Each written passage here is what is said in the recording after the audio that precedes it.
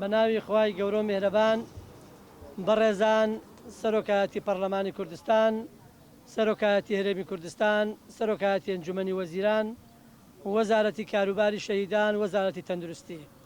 ئەمڕۆ وەک قوربانیانی کیمیابارانی هەڵەبجە لەبەردەم نەخۆشخانەی بەرکەوتوانی کیمیاباران بە مەبەستی دەربڕینی هەڵوێستی کۆمەڵەکەمان و قوربانیانی کیمیاباران لە هەڵەبجە و لە شوێنەکانی تری هەرێمی کوردستان پەیامێک ئاراستەی سەرۆکایەتی ئەنجومەنی وەزیران و لاە پەیوەنددارەکان دەکەین بە مەبەستی پیاچوونەوە بەو پرۆژە یاسای چاکسازیەی کە لە پەرلەمانی کوردستان بەداخەوە تێپەڕێنراوە بەبێ ئەوەی ڕەچاوی قوربانیانی کیمیاباران بکرێ.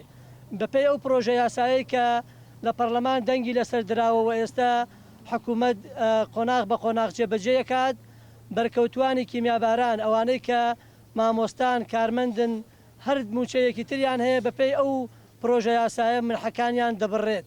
بۆیە ئێمە وەک کۆمەڵی قوربانیان و بەرکەوتوانی کیمیاباران ڕووی دەمان دەکەینە جەنابی سەرۆکی حکوومەت، جێگری سەرۆکی حکوومەتی کوردستان لەو سەردانیان بۆ وەزارەتی کاروباری شەهیدان کە بەپێی پێشبینەکانی ئێمە سبەینێ جەنابی سەرۆکی حکوومەت لەگەڵ وەزارەتی کاروباری شەهیدان کۆ دەبێتەوە ڕەچاوی ئەم داواکاریە قوربانیانی کیمیاباران بکات. ئەو یاسایە جێبەجێ نەکرێت هەتا ئەو پرۆژەیە بچێتەوە پەرلەمان و ئەو خاڵەتیا هەموار بکرێت، چونکە بەڕاستی ڕێزگرتن لە قوربانیان و خزمەتکردنی قوربانیان بەم شێوە نابێت. تەنها ئەوانە بە دەرکراون کە موچەی شەهیدانیان هەیە. ئەگەر کەسێک مامۆستا بێ فەرمانبەر بێ چۆن منحەی و موچەکەی خۆی بەکاربێنێ بۆ چارەسەر بۆ خۆی.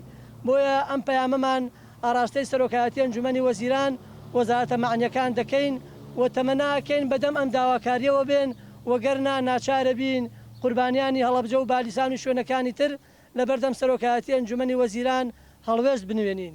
و لێرەوە بەپێی ئەم بەڵگانەی کە لەبەردەستی ئێمەیە نەک منحەکانیان دەبڕێت، بەڵکو ئەو موچەشکەوەریان گرتووە لەسەر ئەو موچەیە کە ئێستا هەیەیانە لێسێنرێتەوە.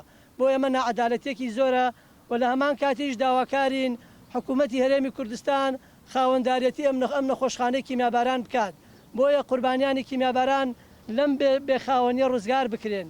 ناکرێ حکوومەتی هەرێمی کوردستان بە دیار حکوومەتی هەرێمی کوردستانەوە بریندارانی کیمیاباران خەڵک سەروترە و زەکاتیان پێ بدە و بریندارانی کیمیاباران لە حاڵێکدا بن ئەمڕۆیان لە سبێنیان لە ئەمڕۆ خراپتر بێ، دووسبیان لە سبێنە خراپتر بێ. بۆیە ئەم نەخۆشخانەیە تەجیز بکرێ و ئەو کارمەندانەی کە بۆ ئەم نەخۆشخانەیە دامەزران ئیشیان پێ بکرێ و لە هەمان کاتیش ئەو دکتۆرانەی کە لەسەر بودجەی ئەو کۆمپانیای ڕەوانەی دەرەوەکران بێن ئەم نەخۆشخانەیە خزمەتی قوربانیانی کیمیاباران بکەن.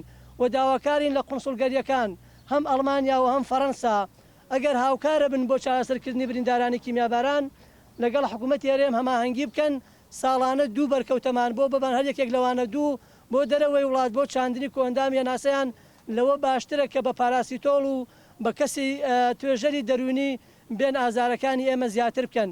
بەڕاستی بە نانودۆ میوانداری خەڵک ناکرێ. حکوومەتی هەرێمی کوردستان ئەگەر خاوەنداریەتیمانەکات بەڕاستی ئەم نەخۆشخانەیە هەرکەس داوای بکات حکوومەت پێشکەشیەکە لەبەرەوەی هیچ پرۆژەیەکی نییە، هیچ جەنگاوێکی عەمەلی نییە. بۆیە دووبارەیەکەینەوە هیوادارین سەرۆکایەتی ئەنجومەنی وەزیران، سەرۆکایەتی پەرلەمان، هەموو فراکسیۆنەکانی پەرلەمان بەدەم داواکاری قوربانیانی کیمیابارانەوە بن، چونکە ئەمە مەسئولیاتە و تەعاملکردنە لەگەڵ ژیان و سیحەتی خەڵکا و سپاستانەکەین دووبارە.